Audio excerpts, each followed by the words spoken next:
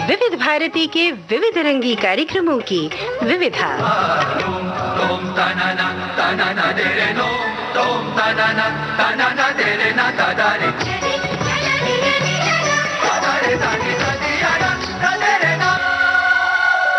ये आकाशवाणी है। आइए सुने राष्ट्रीय फिल्म पत्रिका Chitra Bharati. Silence, lights, sound, camera, action.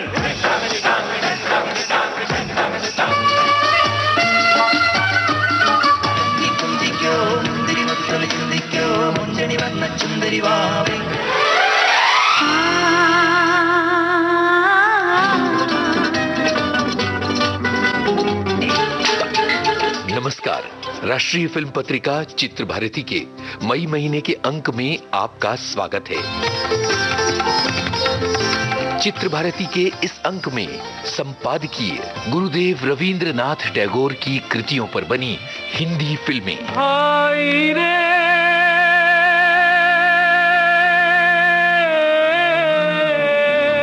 लघु रूपक हिंदी सिनेमा में पारिवारिक मूल्य। हम साथ हैं। स्मृति शेष, सुप्रसिद्ध संतूर वादक पंडित शिव कुमार शर्मा। नीला आसमां सो गया। तो पहले प्रस्तुत है संपादकीय गुरुदेव रवींद्रनाथ टैगोर की कृतियों पर बनी हिंदी फिल्में।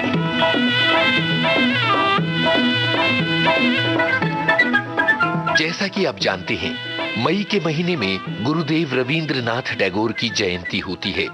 कोलकाता की जोरासांको हवेली में जन्मे गुरुदेव रवींद्रनाथ टैगोर नोबेल पुरस्कार से सम्मानित थे।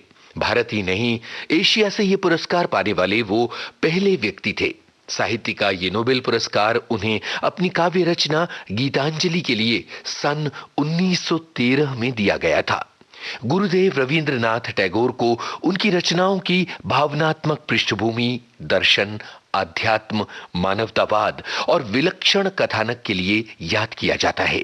उनकी रचनाओं में मध्यवर्गीय जीवन उभर कर आता है। यही कारण है कि विभिन्न भाषाओं का सिनेमा अपने कथानकों के लिए टैगोर की कृतियों की ओर लौटता रहा है। पर आज चित्र भारती में हम मुख्य रूप से बातें करेंगे उन हिंदी फिल्मों की जो टैगोर की कृतियों पर बनी हैं। भारतीय सिनेमा पर टैगोर का इतना गहरा असर रहा है कि मूक फिल्मों के समय से ही उनकी कृतियों को रजत पट पर उतारा जाता रहा है। सन 1927 में आई मूक फिल्म बलिदान, इसे बनाया था नेवल गांधी ने। ये फिल्म गुरुदेव रवींद्रनाथ टैगोर के नाटक विसर्जन पर आधारित थी और इसके मुख्य कलाकार थे मास्टर विट्ठल, सुलोचना यानी रूबी मेयर्स, जुबेदा और सुल्ताना।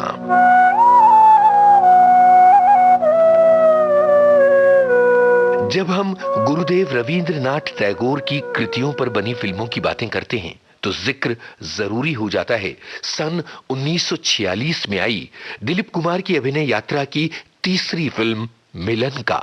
ज्वार भाटा और प्रतिमा के बाद आई बॉम्बे टॉकीज की फिल्म मिलन असल में नौका डूबी पर आधारित थी। आपको बता दें कि उपन्यास नौका डूबी टैगोर ने सन 1906 में लिखा था और इस पर अलग अलग भाषाओं में कई बार फिल्में बनी हैं। बांग्ला में पहली बार फिल्म नौका डूबी सन 1947 में बनी थी और इसे नरेश चंद्र मित्रा ने बनाया था। आइए वापस लौटें हिंदी में आई सन 1946 की फिल्म मिलन पर। इसके निर्देशक थे नितिन बोस। इस फिल्म में दिलीप कुमार की हीरोइन थी मीरा मिश्रा।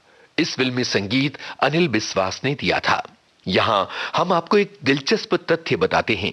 गुरुदेव रवींद्रनाथ टैगोर के उपन्यास नौका डूबी को सन 1946 के बाद एक बार फिर से रजत पट पर प्रस्तुत किया गया। इस बार निर्देशक थे रामानंद सागर और फिल्म का नाम था घूंघट। इस फिल्म के मुख्य कलाकार थे भारत भूषण, प्रदीप कुमार, बीना रॉय और आशा पारेख।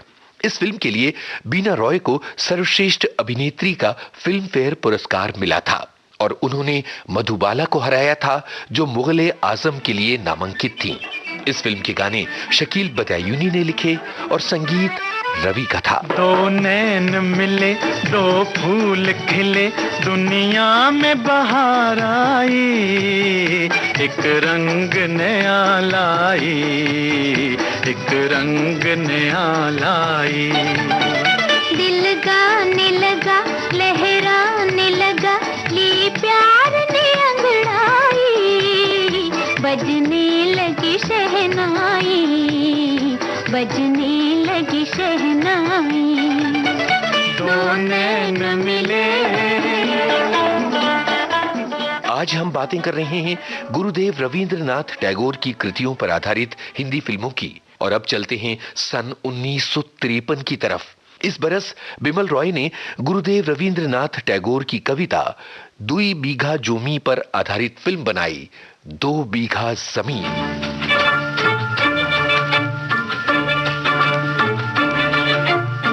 इस फिल्म के मुख्य सितारे थे बलराज साहनी और निरूपा रॉय। यहां से भारत में समानांतर सिनेमा आंदोलन की शुरुआत मानी जाती है। इस फिल्म ने कान फिल्म समारोह और Karlovy very international film festival में अवार्ड भी जीते थे। सरकार। कौन? शंभू। हाँ हाँ, बैठ। ले जरा अंगूठे का निशान तो लगा दे इस कागज पे। इसमें क्या लिखा है हजूर? अरे कुछ नहीं, वही गोपीपुर में मेरी जमीन के साथ लगती हुई जो तेरी 2 बीघा जमीन है वो मुझे चाहिए, वही मैं मिल लगवा रहा हूँ। ले अंगूठा लगा दे झट से। इसके बदले में जो मैंने कर्जा तुझे दिया है वो सब माफ कर दूंगा। मैं आपका सारा कर्जा चुका दूंगा, थोड़ी सी मोहलत दीजिए हजूर। मुझे गरजमंद समझकर कस रहा है? अच्छा ठीक है, कर्जे की माफी के अलावा कुछ रुपए और भी दे दूंगा। जमीन से तुझे क्या मिलता है? मिल में मजदूरी करके भर पेट खाएगा, आराम की नींद सोएगा। अंगूठा लगा दे। नहीं हजूर, जमीन मैं नहीं बेचूंगा। क्या क्या कहा? नहीं बेचेगा? नहीं।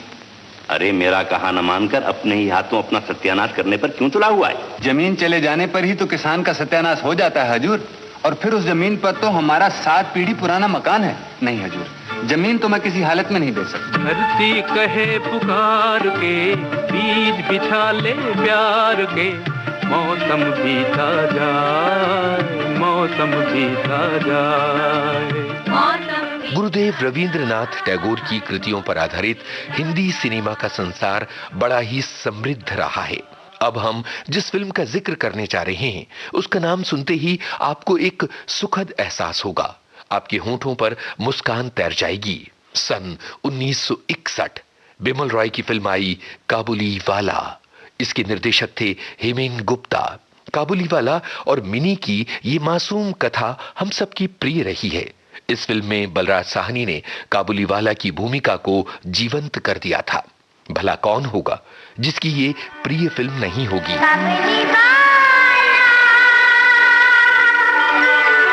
इस फिल्म में संगीत सलील चौधरी का था और गीत रचे थे प्रेम धवन और गुलजार ने। गंगा आए कहाँ से, गंगा जाए कहाँ रे, लहराए पानी में जैसे धूप छाओ। चूंकि जिक्र चला है काबुली वाला का, तो आपको बता दें कि साल 2018 में इसी कहानी पर आधारित एक और फिल्म आई बाइस्कोप वाला। इसमें काबुली वाला की भूमिका में थे डैनी। सन 1964 में टैगोर के नाटक डाकघर पर इसी नाम की फिल्म बनाई जुल वेलानी ने।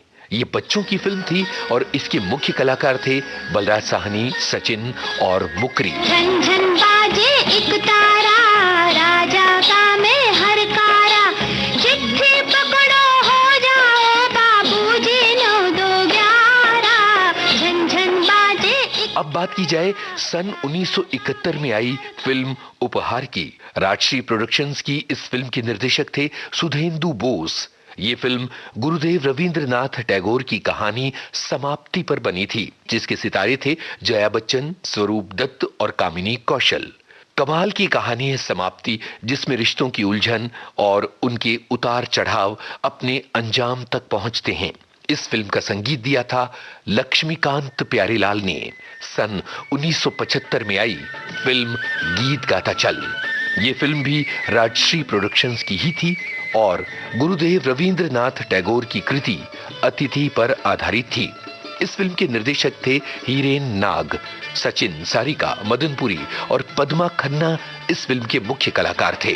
फिल्म में रविंद्र जैन का संगीत था और इसके गाने बड़े ही लोकप्रिय हुए थे। गीत गाता चल ओ साथे गुनगुनाता चल, गीत गाता चल ओ साथे गुनगुनाता चल, ओ बंधु रे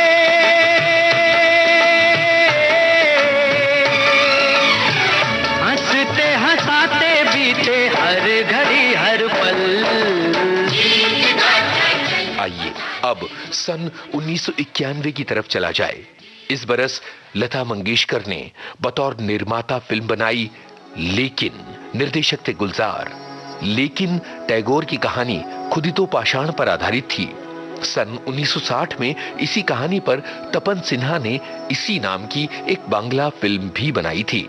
लेकिन के मुख्य कलाकार थे हेमा मालिनी, अमजद खान, विनोद खन्ना और आलोक नाथ वगैरह।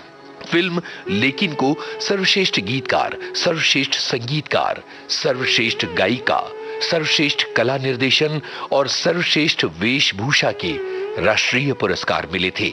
इस फिल्म का संगीत हृदयनाथ मंगेशकर का था और गीत खुद गुलजार ने रचे थे। मैं एक सदी से बैठी हूँ इस राह से, कोई गुजरा नहीं, कुछ चांद के रथ तो गुजरे थे, कुछ चांद के रथ तो गुजरे थे, पर चांद से कोई उतरा नहीं। मैं एक सदी से बैठी हूँ, मैं एक सदी से बैठी हूँ। साल 2003। निर्देशक ऋतुपर्ण घोष, अभिनेत्री ऐश्वर्या राय की मुख्य भूमिका वाली फिल्म चोखेर बाली। ये भी गुरुदेव रवींद्रनाथ टैगोर की कृति पर आधारित थी। गुरुदेव रवींद्रनाथ टैगोर के आखिरी उपन्यास 4 अध्याय पर कुमार शाहनी ने सन 1997 में इसी नाम की एक फिल्म बनाई थी। सन 2012 में बुद्धदेव दास गुप्ता ने गुरुदेव रवींद्रनाथ टैगोर की कविताओं पर 2 फिल्में बनाई, मुक्ति और पत्रलेखा।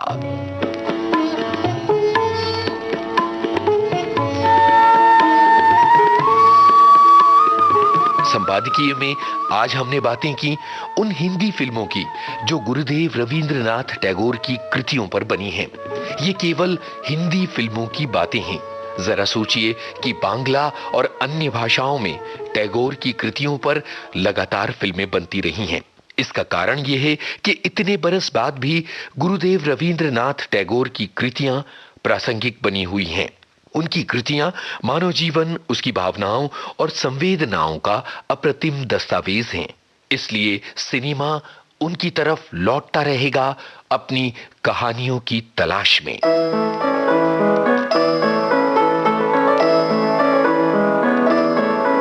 ये था संपादकीय गुरुदेव रवींद्रनाथ टैगोर की कृतियों पर बनी फिल्में। और अब लघु फीचर सिनेमा में पारिवारिक मूल्य।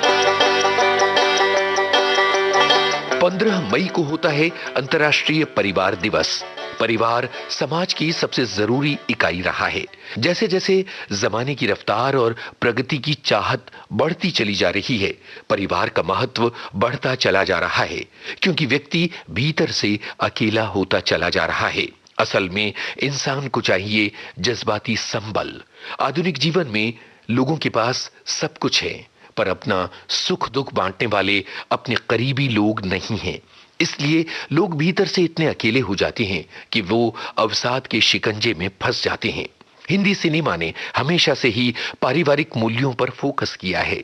भारत में पारिवारिक फिल्मों की एक पूरी धारा सदा से चलती आ रही है। हमारे यहाँ मदर इंडिया जैसी फिल्में बनी हैं जो एक आदर्श मां की छवि प्रस्तुत करती हैं। आपको बता दें कि मदर इंडिया महबूब खान की सन 1940 में आई फिल्म औरत का रीमेक थी।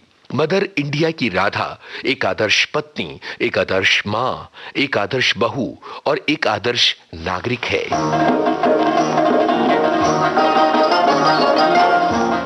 लोकप्रिय और मनोरंजक सिनेमा के ढांचे में परिवार के महत्व को कई फिल्मों ने रेखांकित किया है। यहां नाम लिया जा सकता है यश चोपड़ा निर्देशित फिल्म वक्त का, जो सन 1965 में आई। इसी तरह से मनमोहन देसाई की फिल्म आई अमर अकबर एंथनी। दोनों ही फिल्मों में हालात कुछ ऐसे मोड़ लेते हैं कि पूरा परिवार बिछड़ जाता है और फिर बरसों बरस लग जाते हैं उन्हें एक होने में। मुझे कैसे मालूम ये पिस्टल यहां मट्टी में दबी हुई थी?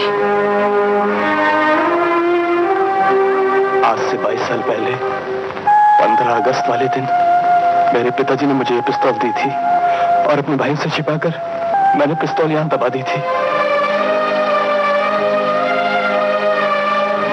लेकिन आप ये क्यों पूछ रहे हैं? बाप की दी हुई पिस्टल याद है और पिस्टल देने वाला बाप याद नहीं। बेटे नहीं, मैं तेरा बाप हूं, किशन लाल।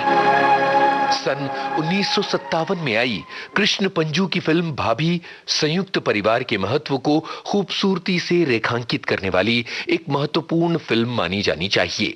एक परिवार जिसमें मतभेद और विघटन की स्थितियां आ जाती हैं, पर बदलते वक्त के साथ ऐसी भी नए जमाने की फिल्में आई हैं जहां संयुक्त परिवार के महत्व को रेखांकित किया गया है। करण जौहर ने कभी खुशी कभी गम और कल हो ना हो जैसी फिल्मों के जरिए 21वीं सदी में पारिवारिक मूल्यों की बातें की। दर्शकों के बीच ये बात मजबूती से रखी कि जो परिवार साथ रहते हैं वो खुश रहते हैं। कुछ यही बात अपनी फिल्मों में सूरज बड़जात्या नए जमाने में पेश करते आए हैं। इस तरह उन्होंने राष्ट्रीय पिक्चर्स की पारिवारिक फिल्मों की परंपरा को निभाया है।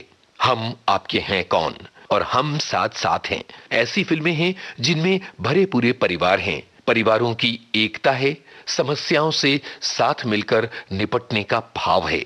पर सच ये है कि सिनेमा सपने बेचता है। वो थिएटर के अंधेरे में हमें रंगीन और सुखद सपने दिखाता है। संयुक्त परिवार कितनी तेजी से कम हो रहे हैं ये हम सब जानते हैं। इसीलिए हमारे समय में रवि चोपड़ा की बागबान जैसी फिल्में आती हैं जिसमें माता पिता की जिम्मेदारियां लेने से मुंह चुराते बच्चे हैं। ये भी हमारे समय की सच्चाई है। पर यहां सुजीत सरकार की फिल्म पीकू का जिक्र जरूरी है। ये इस मामले में महत्वपूर्ण फिल्म है कि हास्य के ताने बाने के साथ बुने गए कथानक में यहां एक बेटी है जो अपने बूढ़े पिता की जिम्मेदारी बखूबी निभाती है। वो अपने काम की व्यस्तताओं को निभाती है पर अपने पिता और उनकी समस्याओं को नजरअंदाज नहीं करती। यश चोपड़ा की दिल वाले दुल्हनिया ले जाएंगे की कहानी का आधार है परिवार की मर्जी से शादी। यहां परिवार से बगावत का विचार नहीं है, जैसा कयामत से कयामत तक या एक दूजे के लिए जैसी फिल्मों में नजर आया था। ये फिल्में भी प्रेम कहानियां थीं और दिल वाले दुल्हनिया ले जाएंगे भी प्रेम कहानी है। यहां प्यार की मजबूती से परिवार को राजी करने की तमन्ना नजर आती है। इसी तरह कुंदन शाह की फिल्म क्या कहना इस मायने में अहम है कि यहाँ एक बेटी के साथ पूरा परिवार खड़ा नजर आता है, चाहे हालात कैसे भी हो जाएं। ये फिल्म एक मजबूत विचार सामने रखती है। ये फिल्म दिखाती है कि परिवार कितना बड़ा सहारा बन सकता है। खिले खिले चेहरों पे आज घर है मेरा, गुले गुले जा क्या कहना। जब पारिवारिक मूल्यों वाली फिल्मों की बातें की जाएं तो ऋषिकेश मुखर्जी का पूरा सिनेमा हमारे सामने खड़ा हो जाता है। पर यहां हम अभिमान का जिक्र करेंगे क्योंकि ये पति पत्नी के बीच मतभेद और उसे सुलझाने के एक पूरे परिदृश्य को सामने रखती है। ऋषिदा ने बड़ी कुशलता से ये दिखाया है कि पति पत्नी कैसे एक दूसरे के पूरक हो सकते हैं। हमारे सिनेमा में 60 और 70 के दशक में क्रूर सास और पीड़ित बहू की कहानियां भी हैं, तो दूसरी तरफ बदलते समय के साथ ऐसी कहानियां भी हैं जहां अपना परिवार संभालती, अपनी कामयाबी की राह पकड़ती और रेडियो जॉकी बनती सुलू जैसी लड़की है फिल्म तुम्हारी सुलू में। इस फिल्म को नजरअंदाज नहीं किया जा सकता। हमारे सिनेमा में बच्चों को सही जीवन देने की तमन्ना वाली तारे ज़मीं पर और उड़ान जैसी फिल्में भी आई हैं।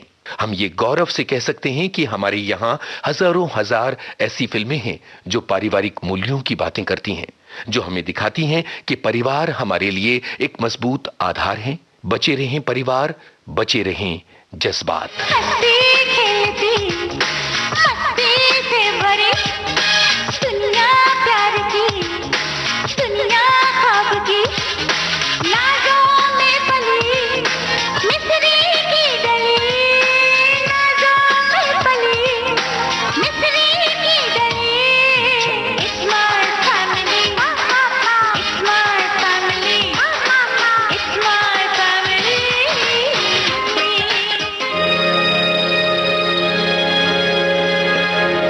स्मृति शेष।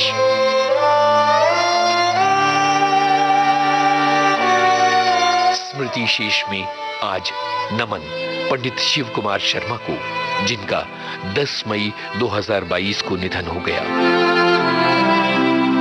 पंडित शिव कुमार शर्मा वो शख्सियत हैं जिन्होंने संतूर को शास्त्रीय संगीत की दुनिया में स्थापित किया। पंडित शिव कुमार शर्मा का जन्म 13 जनवरी 1938 को जम्मू में हुआ था। उनकी मां का नाम था उमा दत्त शर्मा। वे बनारस घराने की परंपरा की गायिका थीं। पंडित शिव कुमार शर्मा के पिता एक संगीतकार और महाराजा प्रताप सिंह के दरबार में एक महत्वपूर्ण भूमिका में थे।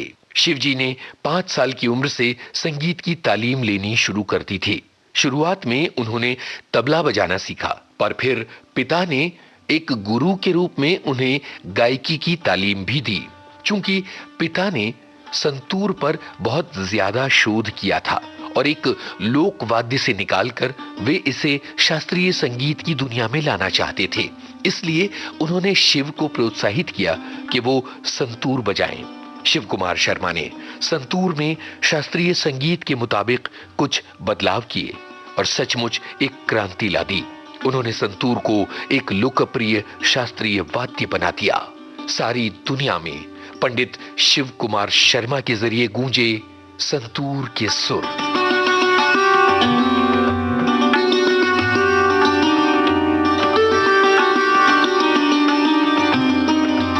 सन 1955 में उन्होंने मुंबई में अपना पहला सार्वजनिक कॉन्सर्ट किया था। इसके बाद उन्हें मौका मिला फिल्म झनक झनक पायल बाजे में संतूर बजाने का। पहली फिल्म जिसमें संतूर बैकग्राउंड म्यूजिक में इस्तेमाल हुआ वो थी झनक झनक पायल बाजे। ये 1955 की बात है। मैं 1955 में पहली मर्तबा बॉम्बे में स्वामी हरिदास संगीत सम्मेलन में बजाने के लिए आया था। वहाँ कार्यक्रम सुनने के लिए वी शांताराम जी की बेटी मधुरा जी भी आई हुई थी। उन्होंने अपने पिताजी को फौरन फोन किया कि मैंने एक बिल्कुल नया साज आज सुना है। वो उस समय एक फिल्म बना रहे थे झनक झनक पायल बाजे। तो मधुरा जी ने उनसे कहा कि आप इसको सुनिए, ये साज बिल्कुल ही नया है और हो सके तो इसको आप इस्तेमाल कर सकते हैं।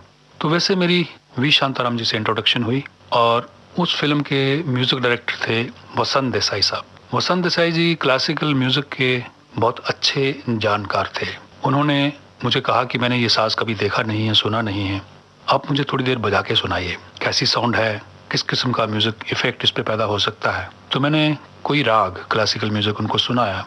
सुनने के बाद उन्होंने मुझे कहा कि एक चीज़ का मैंने फैसला किया है, मैं आपके लिए म्यूजिक कंपोज नहीं करूँगा।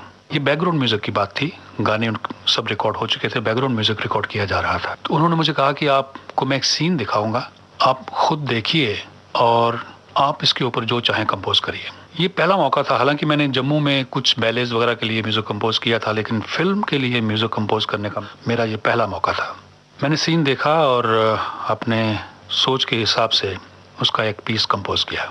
शांताराम जी आए और उन्होंने वो पीस सुना। तो मेरा पीस सुनने के बाद उन्होंने एक तो सजेशन दी कि इसमें आप कुछ थोड़े से फेरबदल करिए, मैं थोड़ी देर बाद आता हूँ फिर। उसके बाद वो आए और उनको बहुत अच्छा लगा, उसको रिकॉर्ड किया गया। तो वो पहली फिल्म थी जनक जनक पायल बाजे जिसमें संतूर फिल्मों में आया।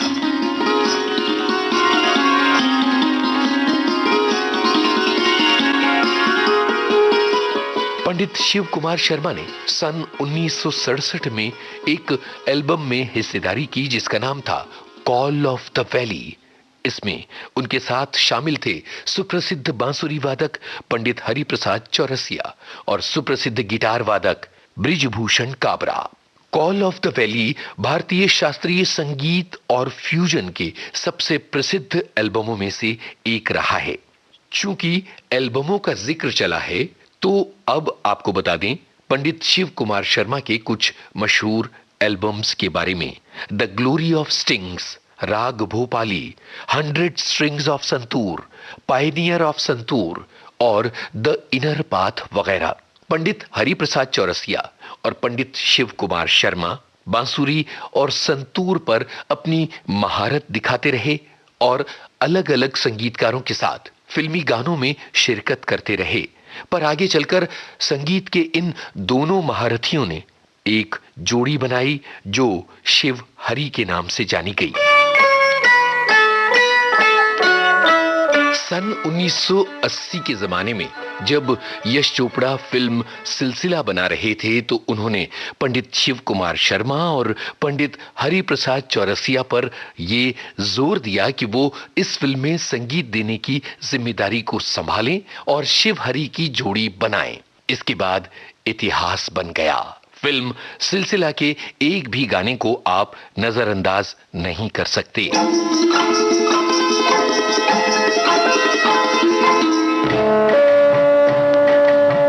इसके बाद तो यश चोपड़ा की कई फिल्मों में शिव हरि की जोड़ी ने संगीत दिया। सिलसिला के बाद आई फासले।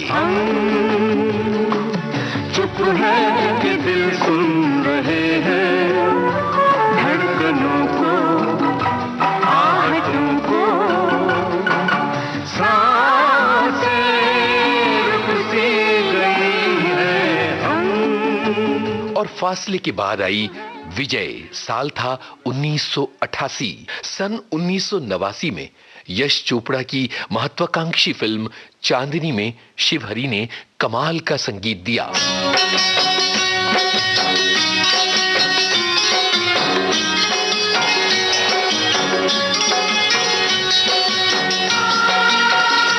सन 1991 में फिल्म लम्हे बनाई यश चोपड़ा ने और एक बार फिर संगीत की जिम्मेदारी शिव हरि को दी।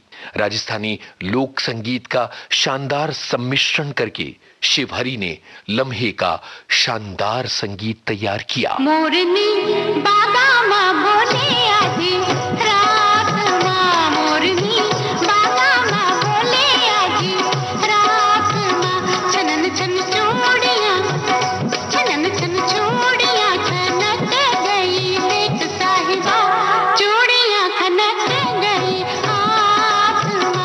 मोरनी सन 1992 में आई फिल्म परंपरा और इसके बाद अगले ही बरस आई फिल्म डर। शिव हरि ने एक और फिल्म में संगीत दिया था जिसका नाम है साहिबा।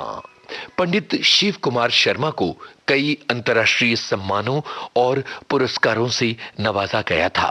उन्हें सन 1986 में संगीत नाटक अकादमी का पुरस्कार दिया गया था। सन 1991 में पद्मश्री, साल 2001 में उन्हें पद्म विभूषण से अलंकृत किया गया था। पंडित शिव कुमार शर्मा के निधन से संगीत के आकाश पर एक गहरा निर्वात आ गया है जिसकी भरपाई कभी नहीं हो पाएगी। विनम्र नमन।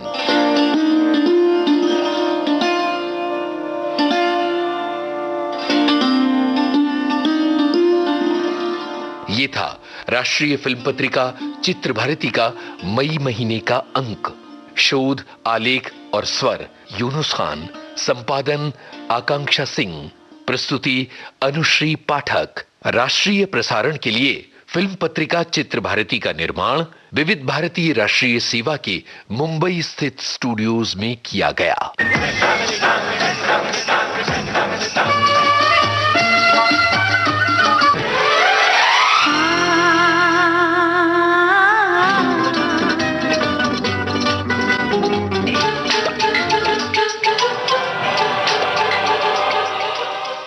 विविधा के सभी श्रोताओं को अमरकांत और मनीषा जैन का नमस्कार। मनीषा जी, विविधा का एक और खूबसूरत और कीमती अंक लेकर हम हाजिर हैं। कीमती इसलिए कह रहा हूं कि विविध भारती के खजाने से निकलने वाले हर एक मोती की जो कीमत है वो हम नहीं जानते, वो हमारे श्रोता ही जानते हैं। बिल्कुल सही फरमाया आप लोगों ही उसकी सही कीमत का अंदाजा लगा पाते हैं, और हम आपके इस प्यार को दोनों ही हाथों से बटोरते हैं। एक बहुत मशहूर शेर है अमर जी, मैं अकेला ही चला था जानिबे मंजिल, मगर लोग साथ आते गए और कारवां बनता गया। ये एक बहुत ही मशहूर शेर है। जी बिल्कुल सही शेर है कि अगर आपके अंदर जज्बा है, आपके अंदर नियत अच्छी है, आप में हिम्मत है, आप में लगन है, और अगर आपने इन सब के साथ एक कदम बढ़ा दिया है, तो यकीन जानिए कुछ कदम चलने के बाद जब आप मुड़कर देखेंगे तो आप अकेला नहीं पाएंगे खुद को। बहुत सही फरमाया आपने। और इस शेर को हमारे श्रोताओं के लिए जब मैंने पढ़ा तो उसकी वजह ये थी कि इसे लिखने वाले एक मशहूर शायर का जिक्र आज हम करने वाले हैं। जी हाँ, हम बात कर रहे हैं मजरूह सुल्तानपुरी। उनका ये बहुत मशहूर शेर है जी। और इस शेर को अगर मैं विविधा से जोड़ दूं तो ये बहुत बड़ी खुशकिस्मती होगी। अब देखिए, वो मैं इस तरह से जोड़ रहा हूं उसको कि विविधा भी विविध भारती के इन तमाम कार्यक्रमों के बीच में अकेली शुरू हुई, और अकेले धीरे धीरे धीरे आगे बढ़ते बढ़ते बढ़ते आज जब वो मुड़कर देखती है तो उसे समझ में आता है कि मेरी तो एक अलग जगह बन गई है। और ये अलग जगह बनाने वाले हैं आप। बिल्कुल, हमारे श्रोता। तो असरारुल हसन खान साहब, यानी जिन्हें हम सब मजरूह सुल्तानपुरी के नाम से जानते हैं, श्रोताओं 24 मई उनकी याद का दिन है। लेकिन उससे पहले मैं बता दूं, एक बहुत लंबी पारी मजरूह साहब ने फिल्म इंडस्ट्री में गीत लेखन, शायरी, सब कुछ तो मजरूह साहब की कलम से निकला, और ऐसा निकला कि आज भी लोगों के जहन में, लोगों के होठों पर रहता है। 1 अक्टूबर 1919 को जन्म हुआ मजरूह साहब का। जी जी। और 24 मई सन 2000 को मजरूह साहब ने इस बड़े से कारवां से अपने आप को अलग कर लिया। लगभग 6 दशकों तक मजरूह साहब फिल्मों में लिखते रहे। नौशाद साहब, मदन मोहन साहब, एस.डी. बर्मन जी, रोशन साहब, रवि साहब, एन दत्ता, शंकर जयकिशन, ओ.पी. नैयर, उषा खन्ना, लक्ष्मीकांत प्यारेलाल जी, अनु मल्लिक, आर.डी. बर्मन, राजेश रोशन, न जाने कितने नाम। और अब आते आते आते आते पता चलता है कि 80 के दशक में मजरूह साहब आनंद मिलिंद के लिए लिख रहे हैं, जतिन ललित के लिए लिख रहे हैं, यानी लगभग 2 पीढ़ियों तक उनका काम चलता रहा। यही बात मैं कहने वाला था कि पिता के साथ भी काम किया है, पुत्र के साथ भी काम किया है, और पिता के जमाने में जो फिल्में थीं वो भी उनकी कलम से यूं निकली जैसे उन्हीं के लिए निकली हैं, जो सुनने वाले हैं। और उसके बाद जब 80 और 90 के दशक में उन्होंने गाने लिखे तो ऐसा लगा कि आज की जनरेशन के ही हैं मजरूह साहब। हाँ, बिल्कुल। तो ये खासियत मजरूह साहब की रही है। और एक और खास बात बताऊं मैं आपको मनीषा जी, जनरली होता क्या है, आदमी जब अपना स्ट्रगल शुरू करता है, चाहे वो फिल्म लाइन हो चाहे कोई भी लाइन हो, तो वो धीरे धीरे नीचे से शुरुआत करता है और फिर ऊपर तक पहुंचता है। लेकिन मजरूह साहब वो फनकार रहे हैं जिनकी शुरुआत छक्के से हुई, यानी जो सिक्सर मारा है उन्होंने। जी जी जी। एक जमाना कुंदनलाल सहगल साहब का था, और मजरूह साहब ने जब पहला अपना करियर शुरू किया तो वो करियर जब दिल ही टूट गया, गम दिए मुस्तकिल, अरे साहब, नौशाद साहब का संगीत, क्या बात है। और यहाँ तक उनको पहुंचाया था कारदार साहब ने। बिल्कुल। और एक गजल है मजरूह साहब की, हमें लगता है कि फिल्मों में शायद ही कोई दूसरी गजल हमारे सुनने में आई है जिसमें शायर का नाम, यानी जो गजल का मक्ता होता है जिसमें शायर अपना नाम लिखते हैं, अपना तखल्लुस लिखते हैं, वो गजल है फिल्म दस्तक की, हम हैं मताए कूचाओ। आइए इस गजल को सुनते हैं लता जी की आवाज में, संगीत मदन मोहन साहब का, और देते हैं अपने श्रोताओं के दिलों पे एक दस्तक। हम हैं मताए कूचाओ बाजार की तरह, हम हैं मताए कूचाओ बाजार की तरह।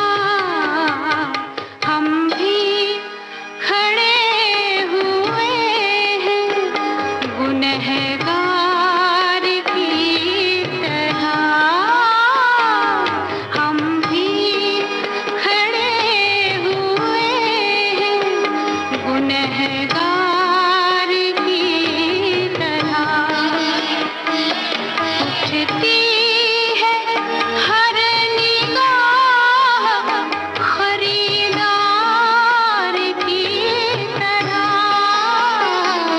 हम हैं मताए पूछो बाजार की तरह। मजरूह लिख रही है वो अहले वफा का नाम, हम भी खड़े हुए हैं गुनहगार की तरह। क्या लाफानी गजल, वाह। बिल्कुल सही कहा आपने। और आप अगर गुनहगार की तरह खड़ी नहीं होना चाहती हैं तो एक बात मैं आपको बता देता हूँ कि जल्द से जल्द मजरूह साहब की कोई रिकॉर्डिंग सुनवाइए, वरना हमें गुनहगार करार दे दिया जाएगा। तो श्रोताओ, आप जिस चीज का इंतजार कर रहे हैं, आइए सुनते हैं वही रिकॉर्डिंग। इस रिकॉर्डिंग की खास बात है, हम अपने श्रोताओं की ही फरमाइश पर इस रिकॉर्डिंग को इसके पूरे अनाउंसमेंट के साथ सुनवा रहे हैं। एक जमाने में चित्रशाला प्रोग्राम हुआ करता था 5 मिनट का, याद है ना अमर जी? मेरी खुशकिस्मती है कि उस समय मैं था जी, और मैंने भी कई चित्रशाला उनमें अपनी आवाज दी है जी हाँ। लेकिन खास बात यह है कि आज जो रिकॉर्डिंग आप सुनेंगे उसमें हमारी बेहतरीन अनाउंसर, हिंदुस्तान में जिनका नाम हाउस होल्ड माना जाता था, हर घर में वो नाम लोग जानते थे, और वो नाम था कांता गुप्ता। हालांकि उनका पूरा नाम था चंद्रकांता गुप्ता। जी हाँ, लेकिन वो मशहूर थी कांता गुप्ता जी के नाम से। तो शुरुआत में श्रोताओं आप सुनेंगे अनाउंसमेंट कांता जी की आवाज में, और बाद में है मजरूह साहब की आवाज। चित्रशाला, आज इस कार्यक्रम में सुनिए मजरूह सुल्तानपुरी से टिप्पणी सहित एक गजल। अर्ज करता हूँ, देखिए हमारी जिंदगी बड़े हुदूद में रहती है, इसके बावजूद इंसान अपने एस्थेटिक सेंस के बदौलत उस थोड़े से अरसे को जिसे जिंदगी कहते हैं बड़ी कारामद, बहुत खूबसूरत बना लेता है। ये जानने के बावजूद तो चूंकि गजल की जबान इश्क की जबान है, इसलिए हमारी अलामतें भी जो होती हैं उसी तरह की होती हैं, इश्क और माशूक की अलामतों से। लेकिन उसमें सिर्फ मैं महबूब का जब जिक्र करता हूँ तो गोया वो सिंबलाइज करती है हमारे एस्थेटिक सेंस को। तो अर्ज किया है कि गो रात मेरी, रात जिसे बुजुर्गों ने उम्र कहा है, जिंदगी कहा है, गो रात मेरी सुबह की महरम तो नहीं है। सुबह तक चलेगी, जरूरी नहीं है, शायद सुबह ना देखे, सुबह के साथ खत्म हो जाएगी। गो रात मेरी सुबह की महरम तो नहीं है, सूरज से तेरा रंगे है ना कम तो नहीं है। ये रंगे है ना, ये हमारे एस्थेटिक सेंस को प्रवोक करने वाले मज़ाहिर, ये चीजें जो जब तक जिंदा हैं, हमारी रात रात रहे, हमारी जिंदगी रात रहे, सुबह हम देखें या न देखें, हम इसी में उजाला पैदा कर लेते हैं कि गो रात मेरी सुबह की महरम तो नहीं है, सूरज से तेरा रंगे है ना कम तो नहीं है। इंसान साहब बड़ा ही खुदगर्ज है, तो इतना गम और इतना रंज जो हमें गवारा है, वो शायद उसमें भी कोई लाग है कि इतनी भी हमें बंदिशे गम कब थी गवारा, इतनी भी हमें बंदिशे गम कब थी गवारा, पर्दे में तेरी काकुले पुरखम तो नहीं है, काकुल जुल्फ, पर्दे में तेरी काकुले पुरखम तो नहीं है, इतनी भी हमें बंदिशे गम कब थी गवारा, पर्दे में तेरी काकुले पुरखम तो नहीं है कि कुछ जख्मी ही खाएं चलो कुछ गुल ही खिलाएं, कुछ जख्मी ही खाएं चलो कुछ गुल ही खिलाएं, हर चंद बहारा का ये मौसम तो नहीं है।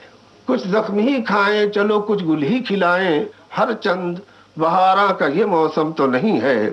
चाहे वो किसी का हो लहू, अर्ज किया है कि चाहे वो किसी का हो लहू दामन गुल पर, चाहे वो किसी का हो लहू दामन गुल पर, सयाद ये कल रात की शबनम तो नहीं है। चाहे वो किसी का हो लहू दामन गुल पर, सयाद ये कल रात की शबनम तो नहीं है।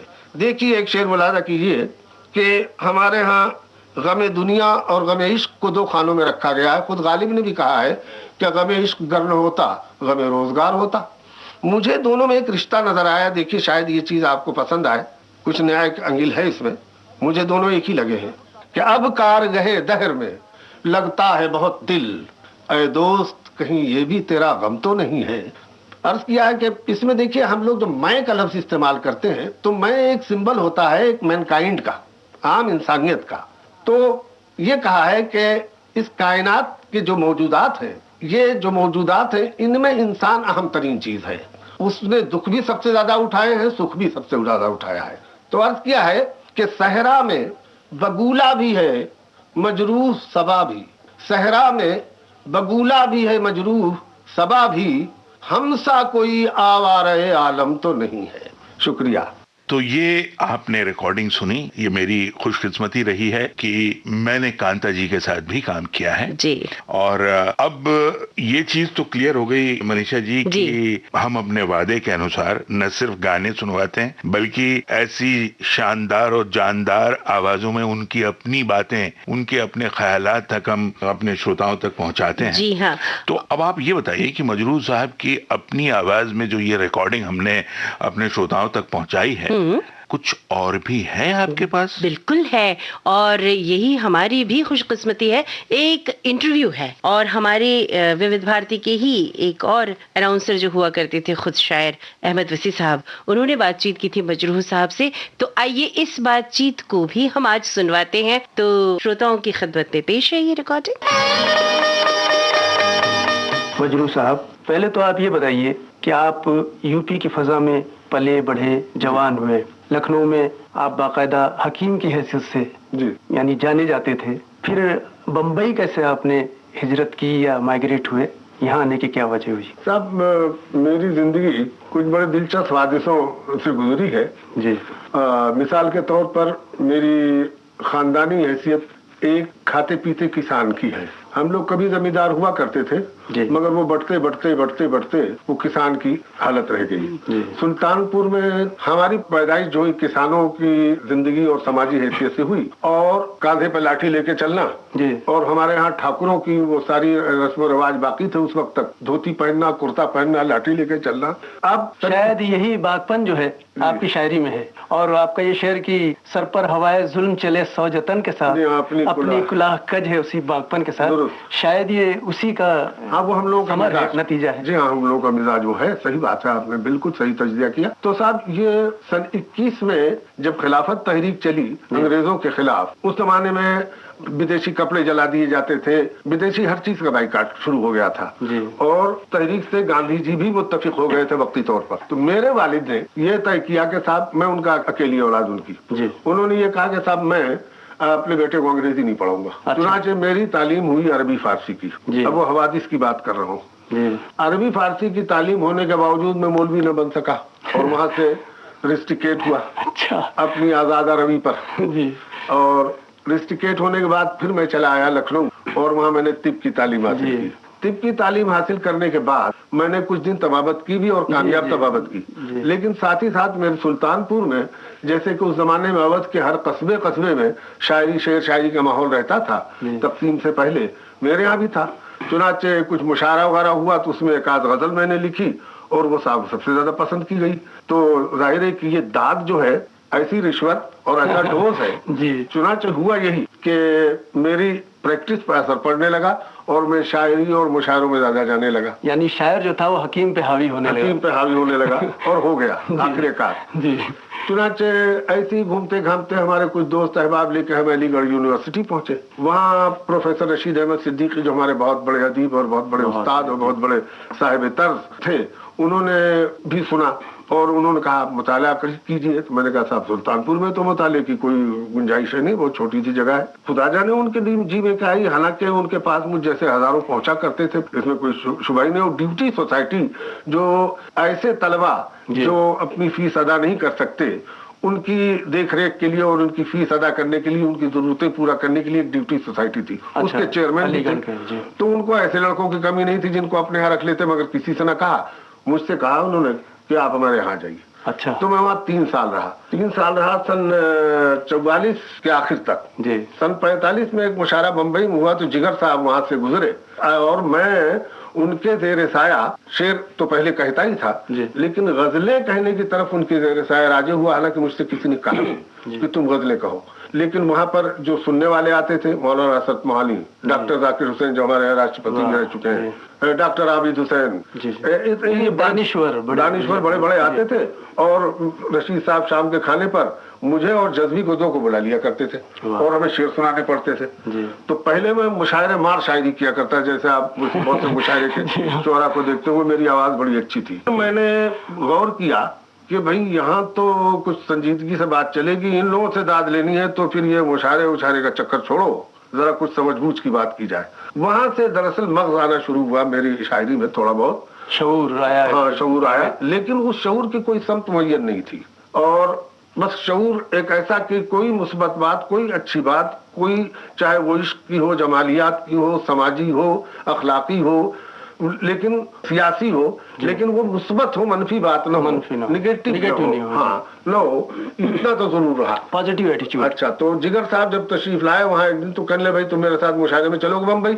मैंने कहा चलिए। चुनाचे सन 45 में मुझे लेके बम्बई के एक मुशायरे में उस जमाने में यहाँ, और वो इकबाल डे बनाया करते थे और हिंदुस्तान का बहुत बड़ा मुशायरा होता था वो, उसमें लेके आए मुझे। और यूं रात को मुशायरे में कुछ मेरी हवा बन गई, वो जैसे होता है ना एक शायर की हवा बन जाती है। तो मौलाना हसरत मोहानी प्रिसाइड कर रहे थे। अच्छा। जिगर मुरादाबादी उस महफिल में मौजूद, यगाना मौजूद, बड़े बड़े शोरा मौजूद, लेकिन वो एक गवैये लड़के की चल गई। मेरी आवाज बड़ी नहीं, सिर्फ गवैये नहीं, शायर भी अच्छे हैं। एनीवे, कारदार साहब उस जमाने में फिल्म एक शाहजहां फिल्म बनानी चाहते थे मुगल पीरियड से के मुताल्लिक के ताल्लुक से, और वो चाहते थे कि कोई उनको नया लिखने वाला जो गीत लिखे और उस माहौल की जबान को कहा अदा कर सके, उसकी तलाश थी।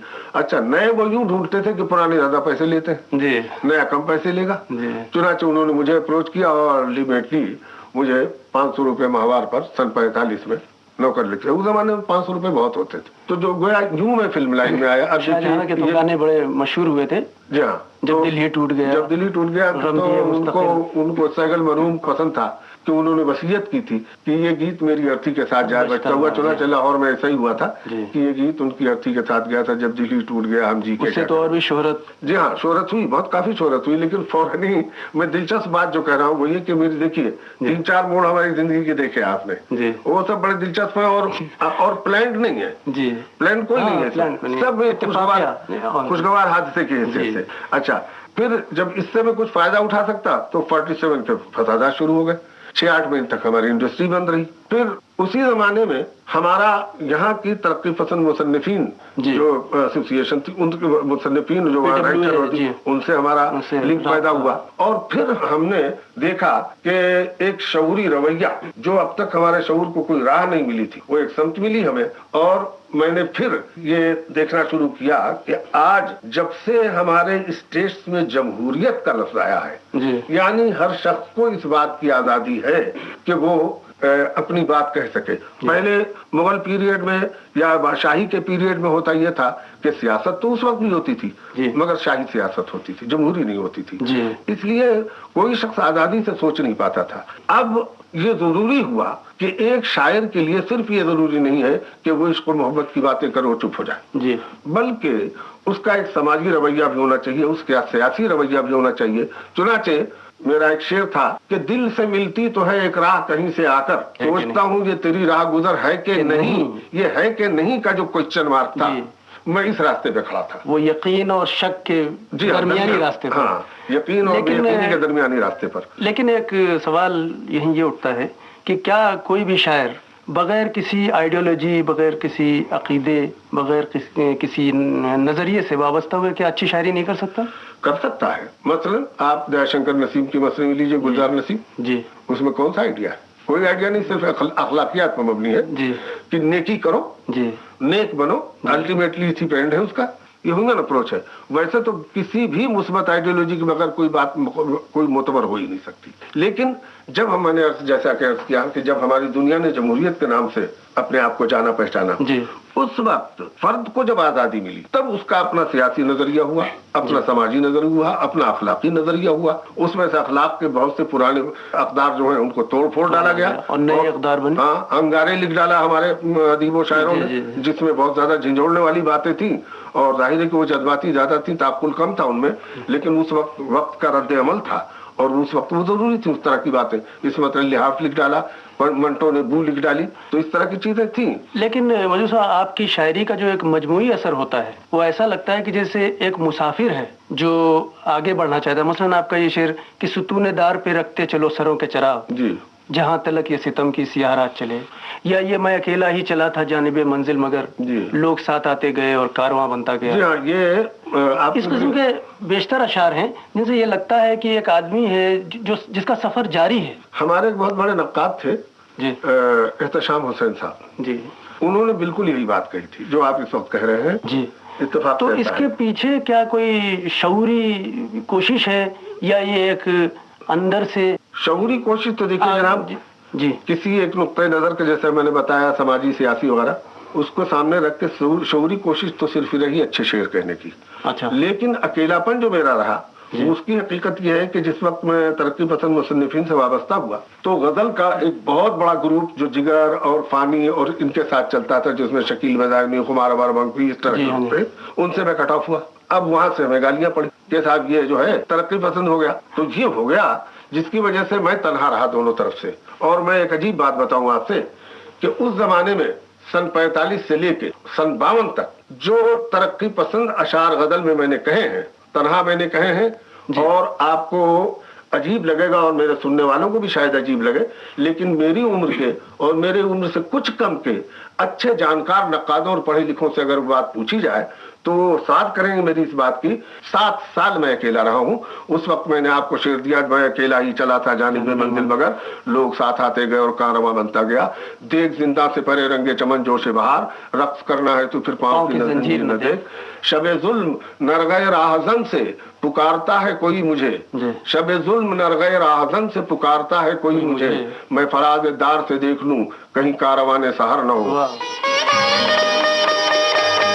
ये जो बातचीत अभी आपने सुनी, एक शायर जब दूसरे शायर से बात करता है तो बातों का जो स्तर होता है, जो स्टैंडर्ड होता है, जो एक उसका मयार होता है, वो अलग ही होता है। बिल्कुल। वो बातचीत एक आम बातचीत से अलग होती है। और फिर बातचीत में अगर मजरूह साहब हो तो फिर क्या कहना है। क्या बात। अब मजरूह साहब की एक और बात मैं आपसे करना चाहता हूँ। मुझे बड़ा अच्छा लगता है जब मैं मजरूह साहब का लिखा गाना सुनता हूँ, हम हैं मताए कूचा हो बाजार की तरह, और उसके बाद अचानक याद आ जाता है हम थे वो थे और समा रंगीन, समझ गए ना। हाँ, उसके बाद याद आ जाता है चलती का नाम गाड़ी का दूसरा गाना, हाँ। हाल कैसा है जनाब का, जी हाँ, जी हाँ। पहले मेरा दे दो 5 रुपया 12 आना। इस तरह के जो गाने हैं, क्या रेंज है, देखिए ना। और भी कई फिल्में हैं, कई गाने हैं, लेकिन यहाँ हम एक गाना जो एक कॉमेडियन पे फिल्माया गया, जॉय मुखर्जी के साथ एक अपने जमाने के बड़े मशहूर कॉमेडियन थे इंद्रसेन साहब। अब मैं ये नाम जानबूझ के ले रहा हूँ। IS जौहर साहब की बात कर रहे हैं आप, कमाल के कलाकार। और श्रोताओं, आपको जरूर याद आ रहा होगा हम किस गाने का जिक्र कर रहे हैं। जी हाँ, शागिर्द का बड़े मियां दीवाने। आप गाना सुनिए, उसके बाद इस फिल्म के बारे में एक छोटी सी बात करेंगे।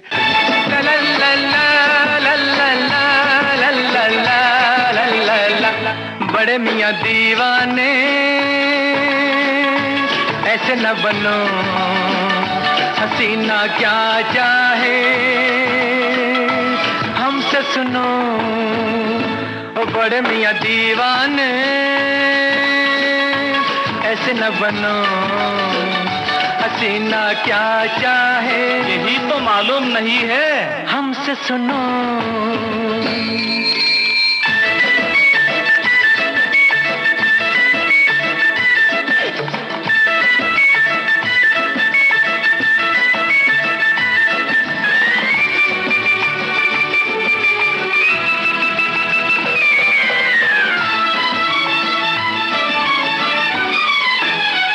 सबसे पहले सुनो मियाँ, करके वर्जिश बनो जवां।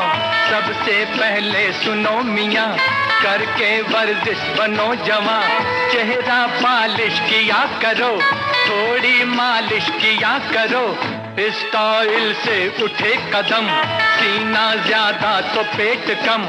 ऐ टिपला उजले बालों को रंग डालो, बन जाओ गुलबाम। बड़े मियां दीवाने ऐसे न बनो, हसीना क्या चाहे हमसे सुनो। मजरूह साहब की कलम से निकला ये एक मजाहिया गीत और बहुत दिलचस्प गीत हमने अपने श्रोताओं को सुनवाया अमर जी। और अब हमारे श्रोताओं से ज्यादा बात करने का वक्त बिल्कुल नहीं। उम्मीद है कि आज की विविधा उन्होंने अपने दिल में संजो के रख ली होगी और अगली विविधा तक के लिए हमें ले लेनी चाहिए इजाजत अमर जी। तो अब करें अपने श्रोताओं को सलाम और लें उनसे विदा। बिल्कुल लेंगे जी। तो अब लेते हैं इजाजत अपने श्रोताओं से। आप सभी को आपकी दोस्त मनीषा जैन और अमरकांत का नमस्कार। ये थी विविध भारती के विविध रंगी कार्यक्रमों की विविधा।